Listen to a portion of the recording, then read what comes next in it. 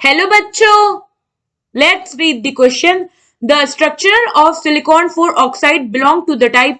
Option A ionic lattice, option B macromolecular with a layer structure, option C molecular lattice with van der Waals forces among the molecules, and option D macromolecular with a non-layer structure. So question में क्या कह रहा है कि जो silicon four oxide है यानी कि silicon plus four oxidation state में है, उसका स्ट्रक्चर किस टाइप का है. तो सबसे पहले तो हम इस ऑक्साइड को देखें तो हमारा जो सिलिकॉन फोर ऑक्साइड है ये क्या है, SiO2. अगर आप इसका स्ट्रक्चर देखो तो इसका स्ट्रक्चर क्या होता है, थ्री डायमेंशनल होता है, डायमंड जैसा होता है. ये हो गया हमारे एक सिलिकॉन एटम. ये फोर ऑक्सीजन एटम से क्या होता है, बॉन्डेड होता है टेट्राहेड्रल मैनर में. नाउ ये ऑक्सीजन फर्दर बॉन्डेड है सिलिकॉन एटम से. ये हो गया इसके ऑक्सीजन. सेम ऐसे ही क्या होगा, यहां सिलिकॉन है,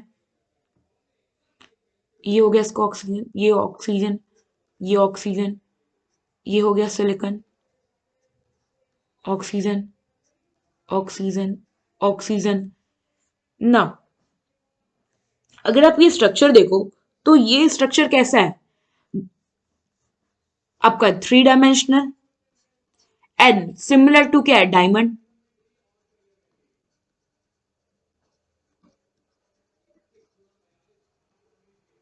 बस डिफरेंस क्या है कि डायमंड जो है ये हमारा क्या है, कार्बन एटम से केवल बना हुआ है.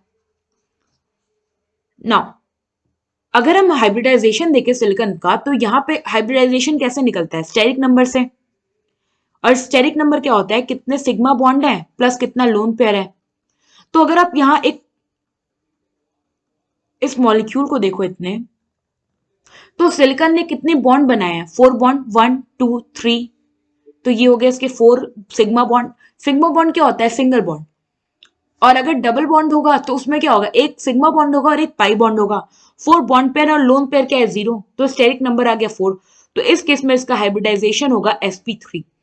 इट मीन्स कि जो हमारा ईच सिलिकॉन एटम है इसका हाइब्रिडाइजेशन है sp3.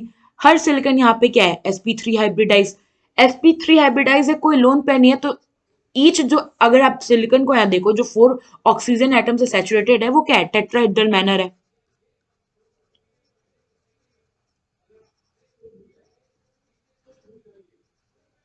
और अगर आप बॉन्ड की बात करो तो यहाँ पे जो बॉन्ड है सिलिकॉन और ऑक्सीजन के बीच में, ये जो बॉन्ड है ये है कोवेलेंट बॉन्ड.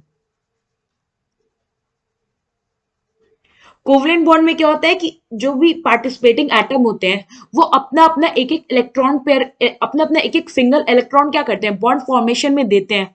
तो यहाँ पे चाहे ये बॉन्ड कह लो, चाहे ये बॉन्ड कह लो, ये बॉन्ड कह लो, ये बॉन्ड, कोई भी बॉन्ड है तो वो क्या है, सारे कोवेलेंट बॉन्ड है. तो आप कह सकते हो कि ये हमारा है 3D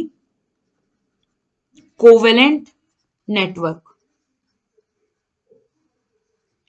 एंड ये हो गया हमारा covalent compound.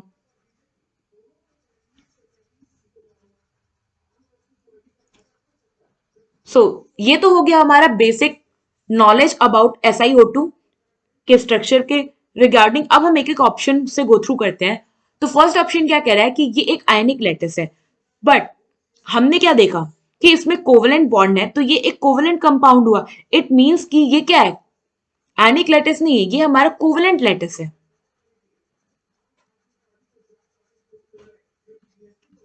So option A हमारा इनकरेक्ट है.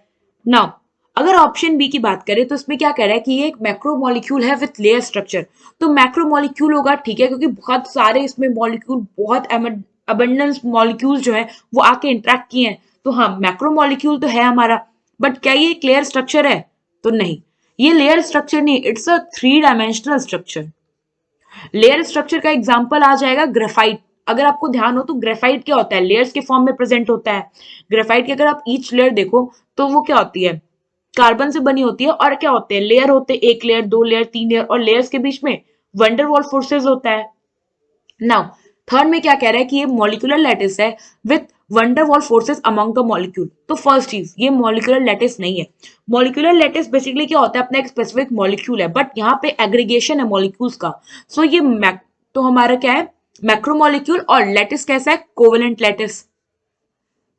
एंड सेकेंड पॉइंट में क्या कह रहा है कि इसमें वंडरवॉल फोर्सेज है अमंग द मॉलिक्यूल्स, तो ये हमारा ऑप्शन गलत है क्योंकि यहाँ पे कोवलेंट बॉन्डिंग प्रेजेंट है हर मॉलिक्यूल के बीच में, हर बॉन्ड जो है वो कोवलेंट बॉन्ड है। एंड फोर्थ में क्या कह रहा है कि एक मैक्रोमोलिक्यूलर है और नॉन लेयर स्ट्रक्चर है, तो ये हमारा स्टेटमेंट करेक्ट है क्योंकि नॉन लेयर स्ट्रक्चर है ना ये पूरा। सो यहाँ पे जो हमारा करेक्ट ऑप्शन है वो है ऑप्शन डी। आई होप आपको ये क्वेश्चन समझ में आया होगा। Thank you.